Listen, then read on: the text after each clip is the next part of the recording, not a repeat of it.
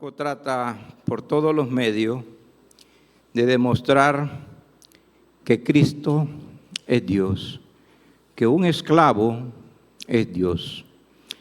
Y su forma de escribir no lleva un orden cronológico, simplemente trata de demostrar los eventos y las situaciones para demostrar que realmente Cristo es el Mesías, que Cristo es Dios. Vamos a ubicarnos en el libro de Marcos, capítulo 3, y vamos a leer del versículo 7 al 19. Vamos a leerlo en parte, ¿verdad? Y he titulado, porque son dos partes, y tratar de entrelazarla, de articularla. Estaríamos hablando simplemente de los milagros y enseñanza de Jesús. Cómo esto Marco lo utiliza para tratar de demostrar una vez más que Cristo es el Mesías, Cristo es el mismo Dios.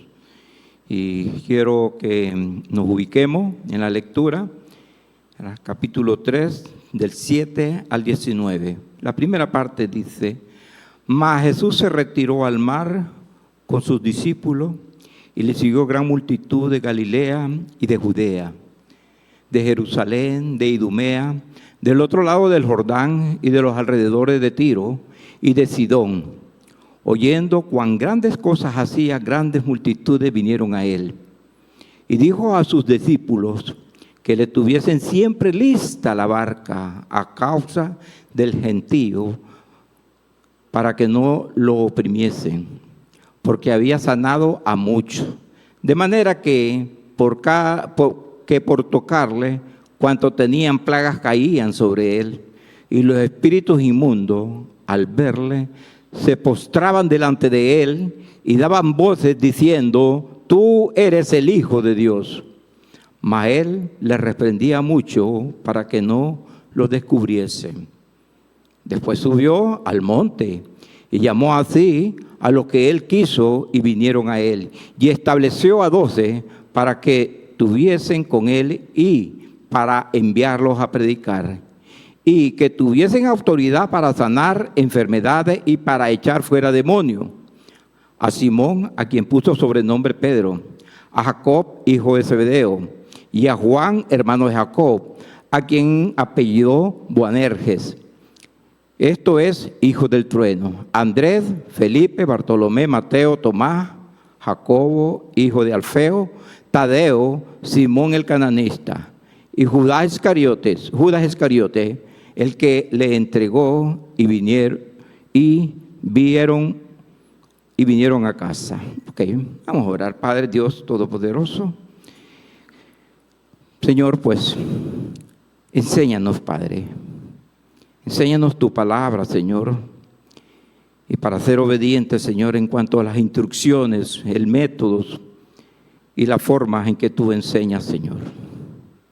Que nuestros corazones puedan captar, Señor, los principios que tú has puesto en este pasaje, Señor, inspirado por el Espíritu Santo y escrito, Señor, por Marcos, Padre.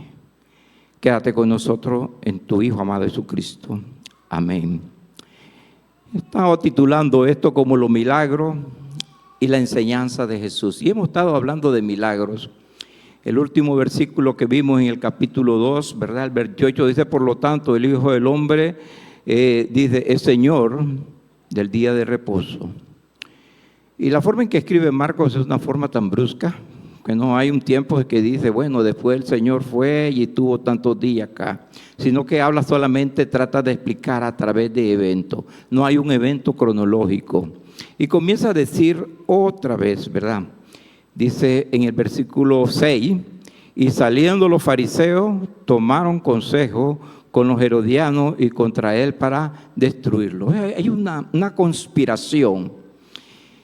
Cuando Jesucristo sanó el sábado y sanó al hombre de la mano seca, hizo otros milagros, la oposición como que estaba creciendo cada día. Importante la actitud ahora que viene de Jesucristo ante esa opresión. Y es algo que nos enseña cómo nosotros debemos de actuar adelante la opresión, el hostigamiento y la persecución y la oposición. Nosotros como humanos siempre estamos listos para los golpes, para la discusión, para los empujones, para las ofensas. Pero miren cómo el Señor nos está enseñando en cuanto a los milagros, cómo debemos de actuar, cómo debemos de vivir realmente. Y comienza ahí, mas Jesús se retiró al mar. Ok. En estos 6 pasajes, que vamos a ver, 7 pasajes, del 7 al 12, realmente el propósito de Marcos es describir la autoridad de Jesús sobre las enfermedades. Entonces trata de ver, además de que Jesús está apartándose, pero no se pierde el interés principal, como el hombre Jesucristo tiene autoridad sobre las enfermedades, y trata de ver cuál es el interés popular también ante esta opresión. Y ustedes pueden oír también sobre la sanación de los endemoniados, también sobre la sanación de las enfermedades. Hace muchos años, cuando estudiaba medicina, el concepto de enfermedad, algunos decían que es la ausencia de enfermedad. Salud es ausencia de enfermedad. Era muy simplista esto. Después la Organización Mundial de la Salud cambió otro término, dijo, es la salud, es la ausencia o el bienestar biológico, social y emocional de la persona. Mantener ese equilibrio tanto en el cuerpo, con la psicología, como en el aspecto emocional. Qué interesante, ¿verdad? Pero hay otros que le agregan otra colita más, y no solamente que lo biológico, lo social y lo corporal, sino que también lo espiritual. Hay un problema en el espíritu. Y realmente que podemos ver realmente qué es lo que pasó en el Edén. En el Edén no había muerte, había un equilibrio entre la naturaleza y Dios y el hombre. Había que le llaman un shalom, la palabra, aquel equilibrio, aquella armonía. Pero entró la etiología del pecado. ¿Y qué pasó? Inmediatamente hubo muerte espiritual, no hubo agonía espiritual. La palabra de Dios fue muy sabia y le dijo, el día que comieres este fruto, este día morirá. No vas a agonizar, no vas a estar 30, 40 años enfermos para morirte. No, inmediatamente la muerte fue espiritual, pero fue sacado del Edén. Y comenzó y se rompió el equilibrio. Ahora sí ya hay enfermedades. Algunos dicen, bueno, pues hay malformaciones congénitas, que la gente no está enferma. Claro que fue ruptura, se quebró realmente la armonía de los cromosomas, del ADN, y vienen las aberraciones también de las enfermedades. Realmente, ¿por qué? Porque en el Edén, si ustedes no sabían, no había muerte, ni había enfermedad. El hombre no era eterno, sino inmortal. En el sentido que el hombre fue hecho, no era eterno. Inmortal fue hecho, tuvo alma y era inmortal. O sea, no iba a morir mientras estuviera con esa armonía. Y eso es lo que estamos viendo. ¿Cuántos enfermos se habían presentado realmente ante Jesucristo? ¿Cuántos milagros había hecho? De leproso, enfermedad contagiosa. Desde la mano seca, posiblemente una parálisis. Y otros más que se hablan ahí. Estaba rompiendo el equilibrio. Pero también habían endemoniado. Hombres con problemas de carácter. Y eso la palabra lo saca como fuera de las enfermedades biológicas o las enfermedades contagiosas, sino que realmente como un mal congénito. ¿Por qué? ¿Cómo nacemos nosotros muertos del pecado? Por el pecado nacemos muertos. Una muerte congénita, o sea, desde el nacimiento, de la concepción. El mismo David decía en el Salmo, que fue en pecado fui concebido por mi madre. Ok, que todavía no había nacido y estaba reconociendo que venía con la estructura y con la maldición del pecado. Bueno, eso estamos viendo porque cómo Dios tenía, pero también miramos, ¿verdad?, que Dios tenía poder sobre otras enfermedades que realmente estaba sobre los endemoniados, sobre los poseídos, sobre aquellos que son influenciados realmente por Satanás. Porque Satanás puede tomarnos de dos cosas. O te influye en cuanto a tu comportamiento o posesión. Y la palabra nos enseña sobre posesiones demoníacas, pero también sobre influencia demoníaca. El mismo cuando Pedro estaba diciendo que el Señor no debiera de padecer esto, Señor, no debiera de morir en la cruz. ¿Qué le dijo apártate de mí, Satanás. Estaba influenciado su pensamiento. Y por ahí hay gente que siempre comete grandes errores y dice, es que se me metió el diablo.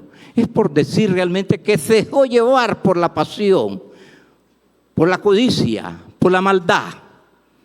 Somos influenciados por el diablo, dice, somos influenciados por el pecado, porque él nos engaña. Es muy común oír esos proverbios en la comunidad, cuando queremos justificarle y echarle la culpa a otro y no a nosotros.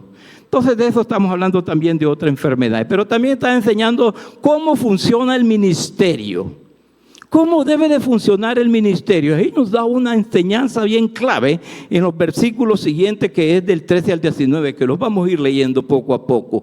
Ahí hace la elección de los 12, pero también cómo va preparando los 12 personas que van a servir. Y eso sigue vigente para nosotros. No es que seamos apóstoles, pero la preparación sigue vigente para todos. Por eso dejó su palabra para que cada uno de ustedes pueda leerla, entenderla y vivirla. Y nos da los nombres de los 12 apóstoles. Si alguno no ha escogido nombre para algún hijo, ahí puede aprovechar, ¿verdad? Escoger uno de ellos. Pero cada uno de ellos trata de hablar sobre alguna característica propia. Más adelante vamos a hablar que eran hombres sencillos, como usted y yo, ¿verdad? No eran nada excepcional, pero fueron escogidos por Dios. Pero también usted fue escogido por Dios, ¿verdad? Y vamos a hablar entonces sobre lo que es de la primera parte. Le voy a pedir que me apoye. Ok. El poder de meditar sobre las enfermedades. ¿Cómo puede él tener un poder sobre las enfermedades? Ya quisiéramos los médicos tener esa capacidad. Pero solo Dios puede tener eso. Dios nos ayuda en el área de medicina, ¿verdad? Nos encomendamos a Él. Pero Él tiene las manos, Él sabe qué hacer. Dice, mas Jesús se retiró al mar con sus discípulos y le siguió gran multitud de Galilea, de Judea, de Jerusalén, de Idumea, del otro lado del Jordán y de los alrededores de Tiro y Sidón. Oyendo cuán grandes cosas hacía, grandes multitudes vinieron a Él. Y dijo a sus discípulos que le tuviesen siempre lista la barca a causa del gentío, para que no le oprimiesen, porque había sanado a muchos, de manera que por tocarle, cuantos tenían plagas, caían sobre él. Vamos a tratar de ver un poquito. Y miramos lo que está viendo ahí, que dice que tuvo un retiro, se retiró, una estrategia táctica. Porque esa palabra que se utiliza, que dice se retiró, tiene que ver con un concepto militar, alguien que se repliega. Pero no es que está huyendo, sino que tácticamente se está replegando. Miremos el contexto por qué realmente él se estaba replegando. Veníamos de atrás, donde estaban los fariseos, los escribas, los saduceos y los herodianos. Los enemigos se habían unido para tratar de conspirar contra él, para matarlo. Eso es lo que estaba sucediendo. Entonces, ¿qué dijo él? No voy a caer en la trampa de confrontarlos. No es mi tiempo todavía. Entonces comienza a replegarse. Él ya había predicado en la sinagoga. Él ya había predicado en las casas. La gente no cabía. Él comenzaba entonces a buscar un lugar más estratégico, más abierto, más amplio, y a la vez también separarse sobre la persecución de los que estábamos. Interesante, ¿verdad? Que cómo a medida que la presión de la oposición hacía, a esa misma medida también iba creciendo su popularidad. Como algunos dirían, era bien dialéctico. Apoya la lucha y las definiciones y los conceptos de los contrarios para su bienestar, para su mejor forma de pensar. Y él estaba viendo que realmente no quería caer en la trampa de la confrontación. Él no nos ha llamado a confrontarnos. El evangelio no es para confrontar, hermano. No es para pelear. Él no tenía el tiempo necesario todavía. No era su tiempo. Entonces él se replegó. Se retiró, dice, aunque a un espacio mucho más amplio, cerca del mar. Ahora, Y eso no es nada nuevo. En Mateo 12, 15 y 16, también Él le da a sus discípulos alguna. Mateo 12, 15 y 16. ¿Qué dice? Dice, sabiendo esto Jesús se apartó de ahí y le siguió mucha gente y sanaba a todos. Y le encargaban rigurosamente que no lo descubriesen. Y eso es interesante porque él también en el versículo anterior dijo, antes de este pasaje, que no le dijeran a la gente, porque él sabía que entre más popular se volvía, la opresión más crecía. Y entre más crecía la opresión, directamente se volvía mucho más popular. Miren qué bonito ese juego. Mayor opresión, más popularidad. Más popularidad, respondía mayor la opresión, mayor era el seguimiento. Esto es lo que realmente el Evangelio, ¿verdad? Cuando nosotros nos persiguen, realmente estamos creciendo. De boca en boca va corriendo. No sé cuántos de ustedes han escuchado la persecución en la India, la persecución en Irán, la persecución en Irak y en todos esos países realmente. Y hemos estado orando y en la mañana oramos realmente por los misioneros que realmente viven en un mundo de zozobra. Y lo que está diciendo el Señor aquí, replieguense, sepárense, ¿verdad? No es necesariamente confrontarlo. Ahora, ¿hasta dónde se extendió su fama? Si podemos leer en el versículo y lo dice, en Galilea y Judea. Sabemos que Galilea queda al norte y Judea queda al sur. Están las dos dimensiones, norte y sur, pero también estamos que en Galilea está Jerusalén. Jerusalén era la capital de Judea, era la capital, se puede decir el centro teológico, de ahí donde emanaban los sacerdotes, ahí donde estaba el gran templo, de ahí donde se distribuía todo lo que es el aspecto del judaísmo. Dice que llegaban, pero también iban algunos disfrazados ahí encubiertos para ir a espiar lo que estaba haciendo Jesucristo. No creas que todos iban de buena voluntad o de buena fe. También iban a ver cómo podían atraparlo, cómo podían acusarlo. También iba de Judea, de Idumea. Idumea quedaba mucho más al sur que Judea. Era una tierra donde realmente el judaísmo se impuso a la fuerza, donde se les obligó a cada uno de los ciudadanos a abrazar el judaísmo a través de la ley, a través de decretos. Y ellos se consideraban como gentiles, pero con el judaísmo impuesto. Ahora, ¿por qué lo digo esto? Porque no solamente iban del pueblo de Israel, sino que iban también de otras regiones que realmente no habían abrazado realmente el cristianismo. Pero ahí iban, escuchaban de que Cristo estaba haciendo milagros y que era necesario ir. La vida es pragmática de los hombres que no creen en Cristo. Si funciona y es bueno, vamos. Si es un buen médico y cura, no importa. Si crea o no crea en Cristo. Eso es lo vemos nosotros como pragmáticos.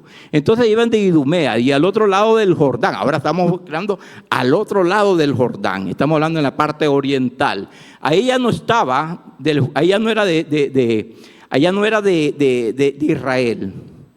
Estamos hablando de Perea, ¿verdad? Al otro lado del Jordán, a los alrededores de Tiro y Sidón. También Tiro y Sidón queda en la región norte, pegado allá por el mar Mediterráneo, en la zona de Fenicia. Entonces lo que está diciendo él, esta popularidad de Cristo ha llegado realmente al norte, al sur, al oriente y al occidente. Eso quiere decir realmente que este mensaje iba calando. Y qué bonito, ¿verdad? Cuando viene alguien y se le acerca a usted y le dice, ¿a dónde asiste? Yo asisto a Impacto. Yo andaba en Guatemala y una vez fíjese que lo localicé. Y qué bonito se enseñan ahí. Qué bonita la iglesia. Qué bonito cómo la gente sabe la palabra, dice. Y esa es parte realmente, pero eso no quiere decir que nos debemos de sentir grandes. Es mucho más compromiso. porque lo que debemos de enseñar es la palabra. Y esta popularidad se hallaba en Jesucristo en todas estas zonas, ¿verdad? Su popularidad era enorme. Se extendió entonces su fama por fuera de Israel, por el pueblo de Israel, y por fuera y por dentro de Israel. Era realmente algo grande. Si hubiese habido internet en aquel tiempo, hubiéramos dicho, su información llegó a todo el mundo, a todas las áreas. Ahora, una cosa interesante, si los fariseos, los saduceos, si los otros los andaban buscando, mucho más, me imagino yo, lógicamente, más enojados se ponían, que incluso gente que no era del pueblo de Israel también estaba siguiendo a Jesucristo. Era todo el mundo en aquel tiempo, gentiles y judíos estaban siguiendo a Jesucristo. Y es lo que él realmente ha tratado de explicar, que el evangelio era para todo el mundo, no era para una secta, no era para un pueblo étnico llamado Israel, era para todo aquel que tenía a Cristo en su corazón. Eso es lo que está diciendo él. Ahora, ¿por qué llegaba esta gente? Dice que llegaban porque se daba cuenta de que no había sectarismo religioso, ni había sectarismo en cuanto a la raza, al grupo étnico de todos los lugares. Y eso es lo que nos demuestra con el mensaje de Cristo. Es para todo el mundo, para centroamericanos, mexicanos, norteamericanos, chinos, hindú, de la isla de la bahía, de cualquier parte. Es para todos nosotros. El mensaje está abierto. Ellos sabían que al llegar a Cristo no los iba a rechazar, aún enfermo. Aún que no iban por oír su palabra, pero iban por pedirle un milagro por su enfermedad. Pero Cristo miraba más que las necesidades físicas y biológicas, miraba más las necesidades espirituales, que estaban muertos espiritualmente, necesitaban recibir vida. Y eso es lo que Jesucristo ha estado. El otro punto, vamos a pasar, ¿verdad? La gente interesante, porque no me imagino yo a alguien que se va a la playa y se va cerca de él y comienza a predicar, y aquel montón de gente, dice que sanaba mucho.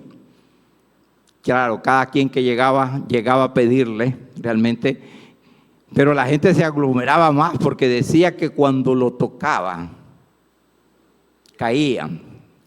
Y tengamos mucho cuidado, porque a veces miramos por la televisión que alguien viene y lo toca y cae. Eso no es así. La gente caía porque estaba aglomerada, porque los empujaban para tocar a Cristo Jesús. Yo único recuerdo el pasaje en la Biblia que caía fue Ananías y Zafira, que cayeron, pero cayeron muertos por su pecado. Pero aquí está el contexto, está hablando que está haciendo una gran multitud de personas y que estaban empujándolo, apresurándolo, porque con solo tocarlo, dice, se curaban. Pero la gente caía por tanta presión. Y decían, yo no me imagino que decían, bueno, tengo la barca lista, levanten el velo, bueno, no tiene motor, pero tengan los remos listos y los remeros, porque aquí me voy inmediatamente, para evitar, ¿verdad? Para evitar. Entonces es una forma que podríamos ver qué cantidad de gente realmente llegaba, cómo se amontonaban, cómo llegaban para que les hiciese un milagro. Y es que la gente somos así. Si decimos que nos van a hacer un milagro, vamos a la carrera, pero no funciona así ahora. Funcionó en el tiempo de Jesucristo. Y funcionó en el tiempo de los apóstoles.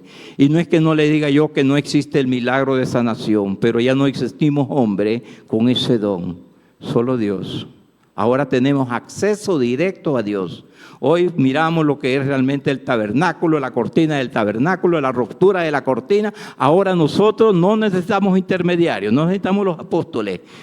Ahora nosotros mismos podemos acudir a Dios pidiéndole por un milagro. Y Él lo concede de acuerdo a su voluntad. Y eso es lo que lo está diciendo acá, ¿verdad?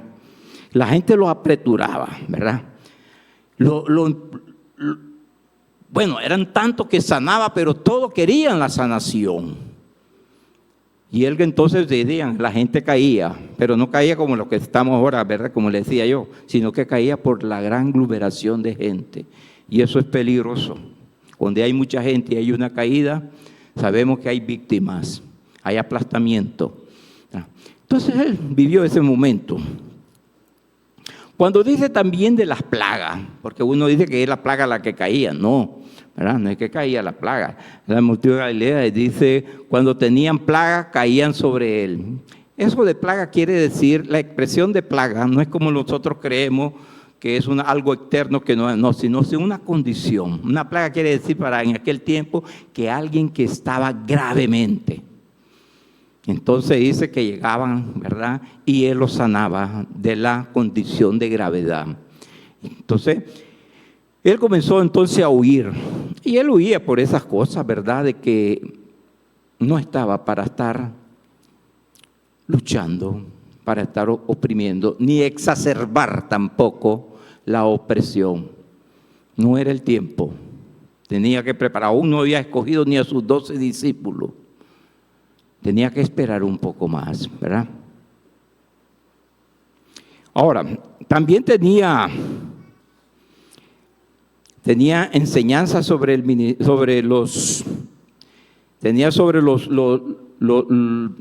endemoniados. Tenía poder sobre los endemoniados. A veces consideramos que no es una verdad, que no es una enfermedad, que es una condición. Bueno, si algún día ustedes tienen la experiencia, podemos ver, ¿verdad?, personas que sí son poseídas por Satanás. Personas que son violentas, no quieren escuchar la palabra del Señor, no quieren cantar, no quieren leer, no quieren orar. Eso es una posesión.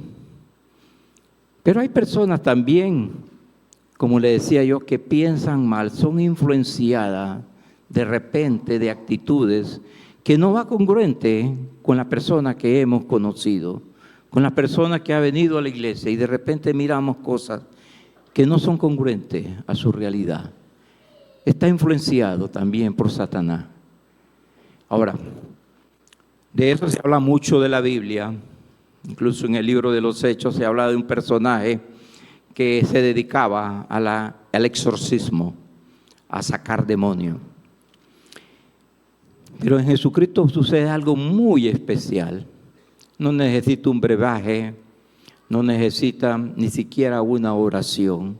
Mire lo que pasaba, dice. Y los espíritus inmundos, al verle, se postraban delante de él y daban voces diciendo, tú eres el Hijo de Dios. Mas él le respondía mucho para que no le descubriese. Le reprendía mucho para que no le respondiese, no le descubriese. Oye, ¿qué es lo que vamos viendo? Mientras, por un lado, un grupo de hombres, los sacerdotes, los fariseos, los seduceos, no creían en Jesucristo como hombre. Por otro lado, los demonios, con solo verlo, cayeron de rodillas. Algunos pueden decir, bueno, cayeron en genuflexión y posiblemente estaban adorándolo. No, eso no va a suceder nunca.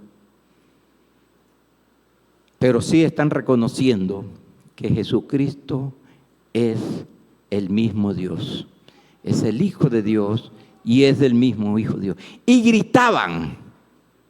¿Qué es lo que gritaban? Decían ahí a grandes voces, tú eres el Hijo de Dios.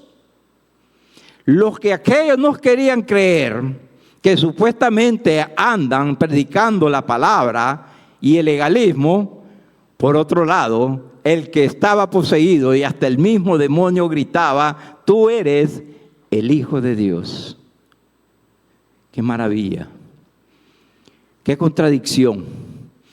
Mientras que el demonio reconocía, los hombres que estaban en el cuidado del pueblo no lo reconocían. Y miren la actitud de Cristo.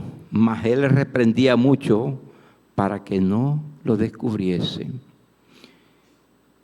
Algunos dirían, bueno, ¿y qué será?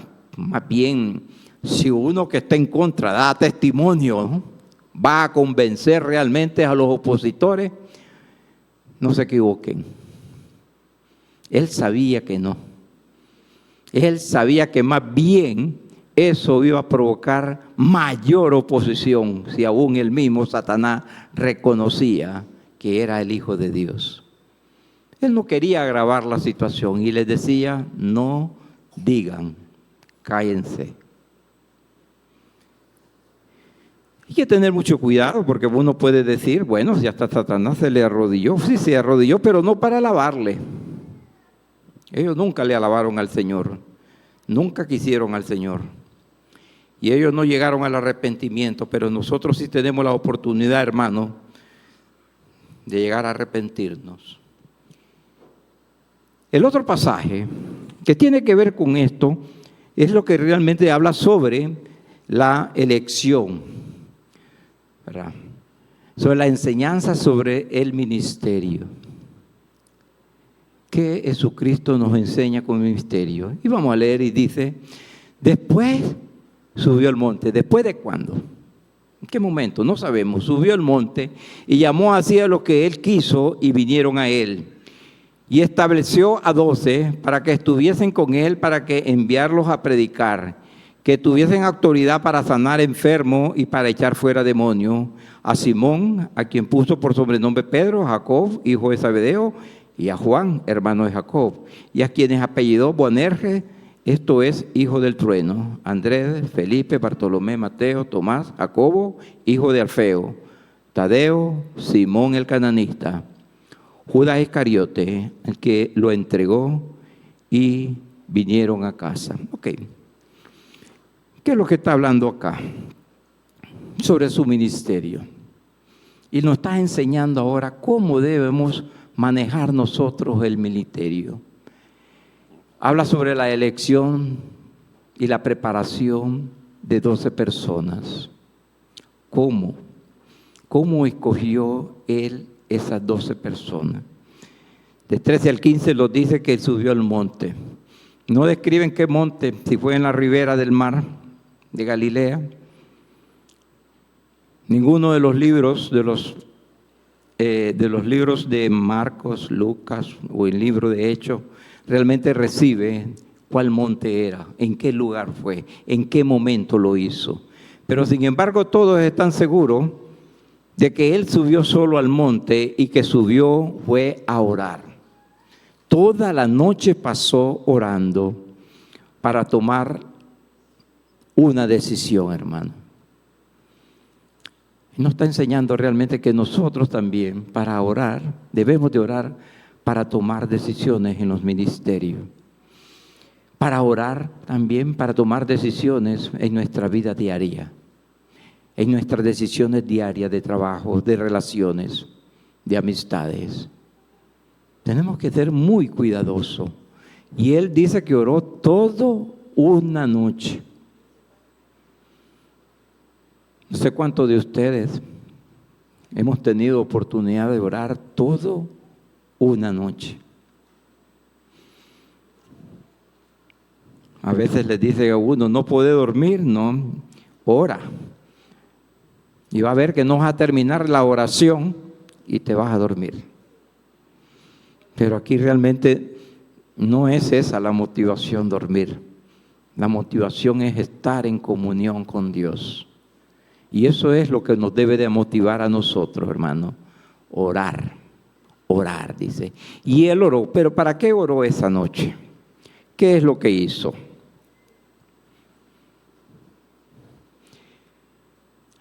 La mañana siguiente dice que escogió, estableció, dice la palabra, pero realmente que escogió a 12.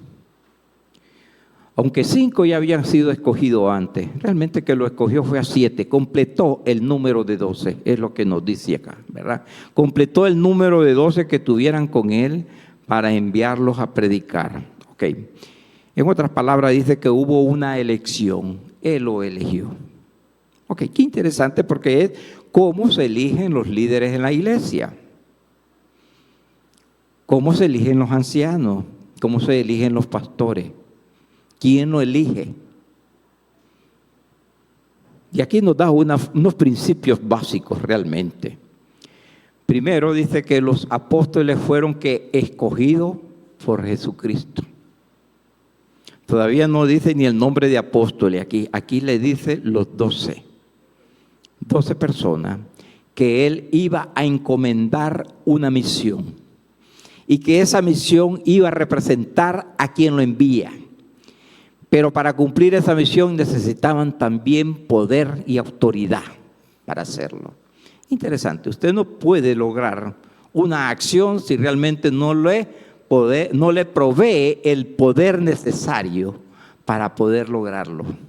Usted puede dar la responsabilidad a alguien, pero si no da los instrumentos necesarios y el poder necesario, no se va a lograr. Y eso es bien fácil. Ustedes ven en la vida diaria, incluso para ir a la alcaldía, y usted va y ¿qué representa? Representó a la iglesia, fíjate que yo soy el pastor de allá. ¿Y usted tiene carta poder? No, pues vaya a traerla. Ok, ¿qué me quiere decir? Si yo necesito el instrumento necesario para poder realizar cualquier cosa legal o cualquier cosa que el mismo Dios me está mandando. Necesito ese poder. Y vamos a ver cómo Él nos está diciendo ese poder, dice. Primero, en Juan 15, 16 dice, y viene lo de la elección. Juan 15, 16 dice, no me escogiste vosotros a mí. No. No es que nosotros escogimos a Cristo, no es que nosotros aceptamos a Cristo. No dice así. Dice, no me escogiste vosotros a mí, sino que yo que os elegí a vosotros. Él nos eligió a vosotros. ¿Verdad? Os he puesto para que vayáis y llevéis fruto, y vuestro fruto permanezca, para que todo lo que pidiereis en el Padre en mi nombre os los dé. ¿Qué me quiere decir? ¿Cómo Dios es soberano? Dios escoge de acuerdo a su voluntad. Igual cuando nosotros debemos de orar, como Él es soberano, nosotros debemos de orar de acuerdo a su voluntad, no a la nuestra. Es a la voluntad de Dios que debemos de buscar y aceptarla, aunque no vaya con nuestros propios deseos. Una cosa es tu deseo, pero una cosa es la soberanía de Dios. Y Él escogió directamente a esos hombres. Pero también la iglesia tiene líderes, escoge a hombres.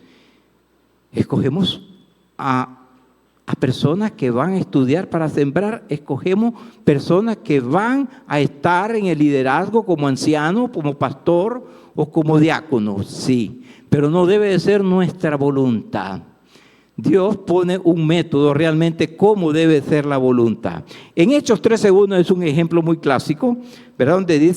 Donde se tenía que mandar a unos misioneros. Y dice, había entonces en la iglesia que estaba en Antioquía, profetas maestros, Bernabé, Simón, el que se llamaba Níger, Lucio de Cirene, Manaén, el que se había criado junto con Herodes, el tetrarca y Saulo. Ministrando estos al Señor y ayunando, dijo el Espíritu Santo, oigan, apártenme a Bernabé y a Saulo, ¿verdad? Para la obra que los he llamado. Apártenmelo. Había unanimidad, había el llamado de Dios. Y si Dios no lo llama, hermano, no vaya, le va a ir mal. Debemos recibir el llamado de Dios. Pero si Dios lo llama, hágale caso, acepte. Porque también si no acepta, le va mal. Y eso es lo que nosotros debemos de buscar, la voluntad de Dios. A veces no aceptamos porque nos da miedo. Ok, ¿por qué te da miedo? Porque no has tenido la suficiente comunión con Él. Todavía lo sientes como un extraño. Y lógicamente cuando nos manda una persona extraña, le tememos, le tenemos miedo. Y es lo que Él quiere que nosotros creamos, ¿verdad? Que realmente tengamos primeramente, oremos, que tengamos una comunión con Cristo Jesús. Y yo cuando digo una comunión con Cristo Jesús, no es que venir aquí a la iglesia. Sí hay que venir a la iglesia. Pero yo debo tener una comunión con Cristo Jesús cuando yo leo la palabra, que es la misma que Él dejó, y miro cuál es la actitud que Él toma ante esa situación. Miro la obra que Él hace en ese momento y miro cómo realmente me enseña a mí. Ahí es donde yo puedo y nace la fe de lo que yo debo de seguir a Cristo Jesús. Pero si no tenemos esa comunión con Cristo Jesús, no vamos a tener miedo. Una relación. Él quiere una relación con cada uno de nosotros. Y eso es lo que estaba pidiendo a esos 12 hombres que Él escogió. Incluso ahí estaba Judas Iscariote, quien lo traicionó, pero también obedeció. Anduvo con Él. Anduvo con Él. Entonces, ahí estamos, Él nos está preparando, ¿verdad? Cómo actúa, cómo oraba y cómo obraba Cristo Jesús. Es lo que la palabra nos deja, que nosotros debemos tener esa comunión con Él día a día. Y esa comunión no es solamente vertical, hermanos. Esa comunión también es horizontal. Nos van a conocer realmente porque somos hermanos, porque nos llevamos bien, porque estamos actuando conforme como Él actuó. Él actuó con misericordia y nosotros también debemos usar esa misericordia con todos los demás. No importa el grupo. Así como Él tuvo misericordia con la mujer fenicia, así como curó a los que estaban en el otro lado del Jordán o en el sur, Él tuvo misericordia. No le importaba si era del grupo de los judíos o no. Nosotros también debemos tener misericordia. Y Él nos enseña sobre eso. Entonces nos está enseñando a tener una comunión con Cristo, pero también les llamó para que predicaran. En el pasaje aquí dice para curar enfermedades, para sanar enfermedades. En los manuscritos más antiguos de Marcos no sale esa palabra. Encaja, pero no sale. Pero realmente que la misión era para echar fuera demonios, le daba autoridad. Interesante. Da autoridad para que echara fuera. ¿Por qué? Porque esta era una de las señales indudables de que Cristo realmente era Dios. Echar fuera demonios. Sanar, los médicos sanan. Pero echar fuera demonios, nadie lo hace.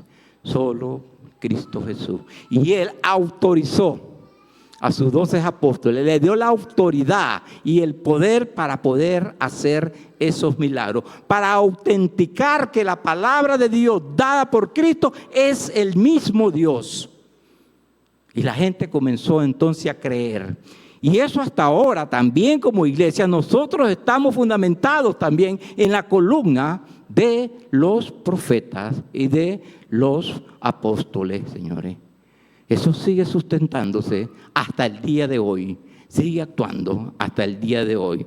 Entonces los envía también a predicar la palabra. Ahora, ¿qué es lo que predicaba Jesucristo? ¿Qué predicaba Juan el Bautista? Que el reino se acerca, que el reino ya está. Arrepentidos. Y eso es lo que realmente es la palabra de Dios, el arrepentimiento y la conversión. Reconocer que Cristo Jesús es nuestro Señor y Salvador. Ese era el mensaje de salvación. Y ese mensaje realmente es poderoso. Algunos dicen, bueno, realmente nosotros no tenemos el poder. Y miren lo que le dijo en el libro de Mateo 28:20, ¿verdad? ¿Qué dice Mateo 28:20? Él ya se iba a ir, él ya estaba, ya había resucitado, iba para el cielo junto al Padre, a la derecha del Padre, y dice 28:20, ¿verdad? Donde les dice, enseñándoles que guarden todas estas cosas que os he mandado. Y aquí, yo estoy con vosotros todos los días, ¿hasta dónde? Hasta el fin del mundo. ¿Qué me quiere decir? Que el poder de la palabra está también en nosotros. ¿Por qué? Porque Él está con nosotros hasta el fin del mundo. ¿Cuántas veces ha usado usted la palabra de Dios para presentar el Evangelio? Ese es un punto. Y si resumimos realmente que Dios quiere con nosotros, Cristo quiere con nosotros comunión, predicación, que enseñemos. Esa es la vida de la iglesia, la predicación y la comunión. Si la iglesia no tiene comunión con Cristo, si la iglesia no enseña la palabra, y cuando digo no enseña la palabra no es que se viene aquí a subir, porque todos quieren venir aquí arriba a predicar, pero no, la enseñanza está en presentar el evangelio, está ahí abajo, donde están ustedes. Aquí hay gente que posiblemente no haya recibido el evangelio, a ese es el que hay que llevarle el evangelio, a ese hay que predicarle, y a ese hemos sido llamados, y a ese es el que hay que usar el poder de la palabra de Dios para que nosotros seamos realmente, como cristianos, realmente cumplir la misión que Dios nos dio. Entonces no necesitamos poder nosotros, ya tenemos ese poder. Ya Satanás fue vencido, hermano. No necesitamos luchar ni andar guerreando contra él. Él fue vencido en la cruz. Nosotros tenemos el arma poderosa, la palabra de Dios. Y eso es lo que no hemos usado. No hemos usado la palabra de Dios. La hemos leído. Nos gustan los pasajes. Pero ¿qué hemos aprendido? A seguir a Cristo es lo que necesitamos. Vivir como Él vivió. Esa oración que hizo Jesucristo en Juan 17 dice que Él oró por sus apóstoles. Pero mire que más adelante en el 17:20 dice, y voy a orar por aquellos que van a convertirse por la palabra de ustedes.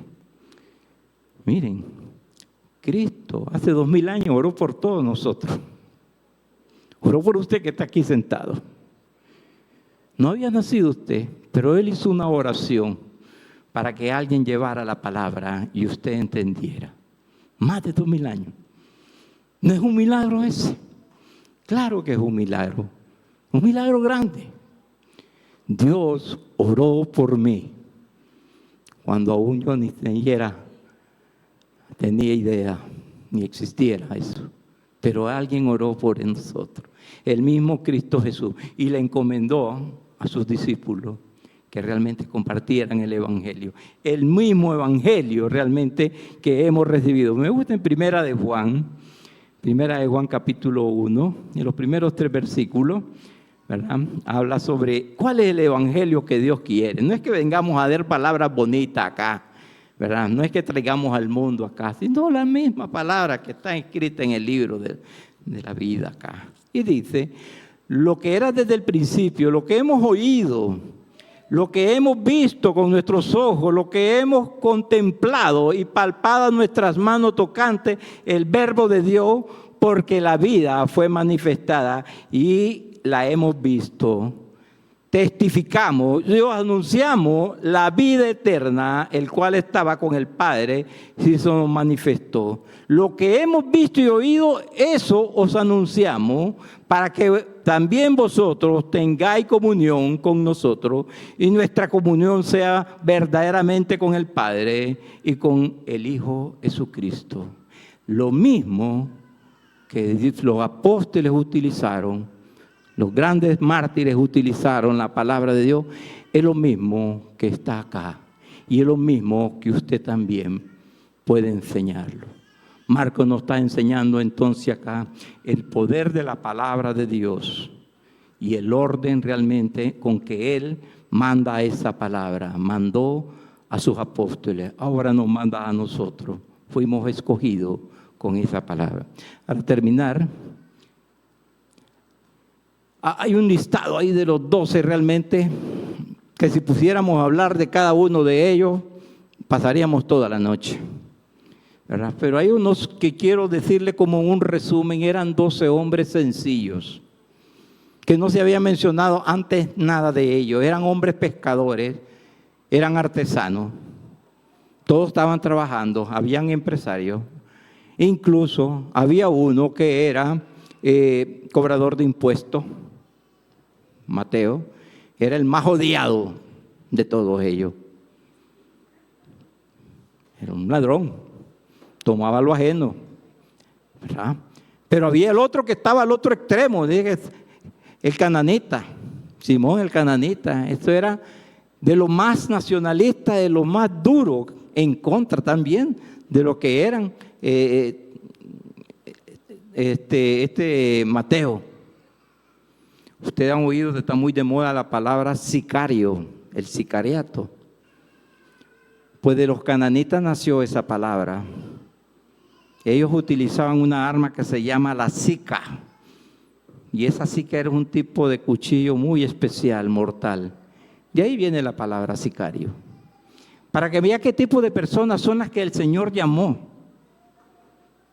Personas comunes, personas extraordinarias. No, son personas realmente del mundo, pecadores que llegaron al arrepentimiento, ¿verdad? Mateo era cobrador de impuestos y que se quedaba con la mayor parte del impuesto él. El otro enemigo de Mateo, el gran sicario. Habían dos pescadores, ¿verdad? Juan y Jacobo, ¿verdad? Estaba Pedro también y estaba sus hermanos, ¿verdad? Eran gente populares. Todos eran de Galilea, solo uno era de Judea. Judas Iscariote, quien los traicionó. Solo él era el único que estaba fuera del área de Galilea. Bueno, ¿qué quiere decir eso? Dios llama a gente sencilla. Dios llama a gente que está ocupada, pero que abandona lo que está haciendo por seguirlo a Él. Cuando Dios llama, el corazón responde. Eso es lo que nos está enseñando. Dios llama al que va a realmente responder. Y no es realmente el que quiere, sino el que Él escoge. Y Él es soberano para escogerlo, ¿verdad? Otro día vamos a hablar sobre los 12. Pero Dios los escoge a cada uno de ustedes, así como nosotros fuimos escogidos desde antes de la fundación del mundo. Para terminar, quiero concluir con 4 puntos. Dice que acerquémonos a Cristo. Él no nos rechaza y vino a sanarnos y a salvarnos de una enfermedad y una muerte congénita, la muerte espiritual por el pecado a toda la humanidad. Acérquese. Si usted no se ha acercado, acérquese, Él no lo va a despreciar. Usted tiene la dignidad y la imagen de Dios.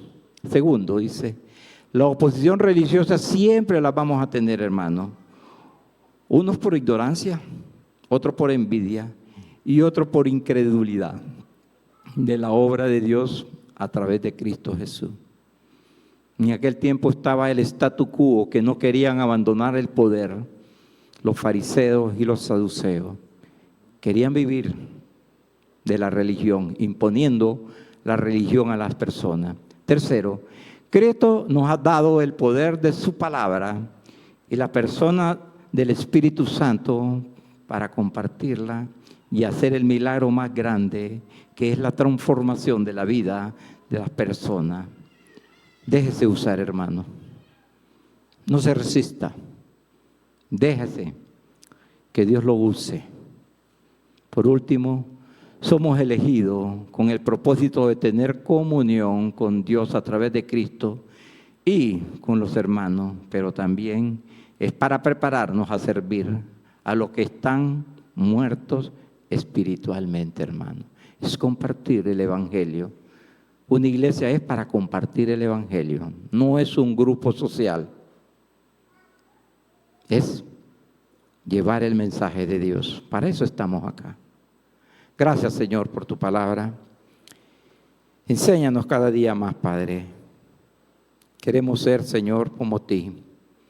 Así como tu palabra dice que tu Padre lo mandó así al mundo, así también Él nos manda, Señor, a llevar el Evangelio, Padre. Gracias, Padre. En tu Hijo amado Jesucristo. Amén.